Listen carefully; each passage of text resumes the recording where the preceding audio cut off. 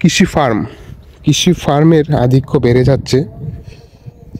টমেটোর কেজি, তারপরে হচ্ছে পাতাকপি, ফুলকপি, মূলা, গাজর, শসা, এগুলোর দাম ডে বাই ডে কিন্তু বেড়ে যাচ্ছে। অনেকেই কিন্তু এখন ছাদ কৃষি মাধ্যমে কি করতে পারতেছেন, যে আয়ের একটা পথ খুঁজে পাচ্ছেন। ঢাকা শহরে অনেক মানুষকে আমি জানি যারা তার ফ্ল্যাটে, আশেপাশে ফ্ল্যাট বা পাড়া প্রতিবেশীরা ওনার কাছ থেকে এসে সবজি নেন চড়া দামে কিনে। এক তো উনি বাড়ির পাশে পাচ্ছেন, দ্বিতীয়ত হচ্ছে ফ্রেশ পাচ্ছেন।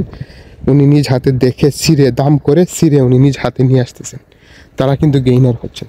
কাজে আপনিও আমরাও এই সুযোগটা কাজে লাগাইতে পারি। যাদের আইডেল মানি আছে তারা গ্রাম বা শহরতলির আশেপাশে এরকম অল্প কিছু জায়গায় আপনারা কিনে কিন্তু কৃষি ফার্ম গড়ে তুলতে পারেন। অর্গানিক কৃষি ফার্ম, যেখানে আপনি রাসায়নিক বা কীটনাশক কোনো কিছু ইউজ করবেন না।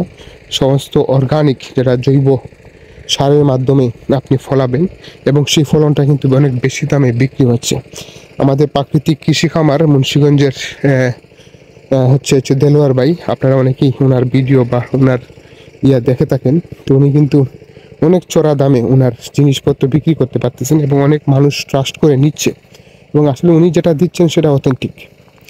ঠিক আছে, তো আপনি যদি একটা অথেন্টিক জিনিস দেন আমাকে, আমি বাধ্য হয়ে কিন্তু আমি আপনাকে টাকাটা দিব।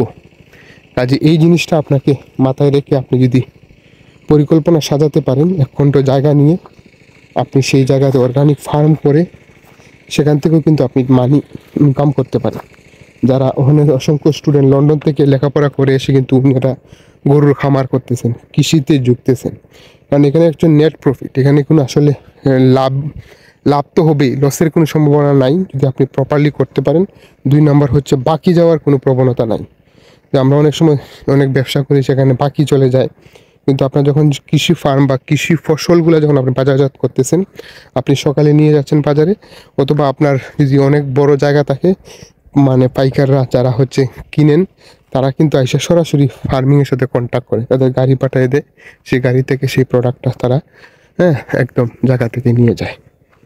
তাদের কৃষিতে আপনার কেরিয়ার করতে পারেন। এক খণ্ড জায়গা কিনে জমিতে ইনভেস্ট করে, অথবা আপনার জমি থাকলে, এক্সিস্টিং জমি থাকলে সেই জমিতেও আপনি কী করতে পারেন, আপনি আপনার এগ্রিকালচার বেস কেরিয়ার গড়ে তুলতে পারেন। তবে এই জন্য আপনাকে অনেক কষ্ট, ত্যাগ, অনেক কিছু স্যাক্রিফাইস করতে হবে। যদি এই স্যাক্রিফাইস মন মানসিকতা থাকে, তবেই আপনি আসবেন এই সেক্টরে। ধন্যবাদ সবাইকে। আসসালামু আলাইকুম।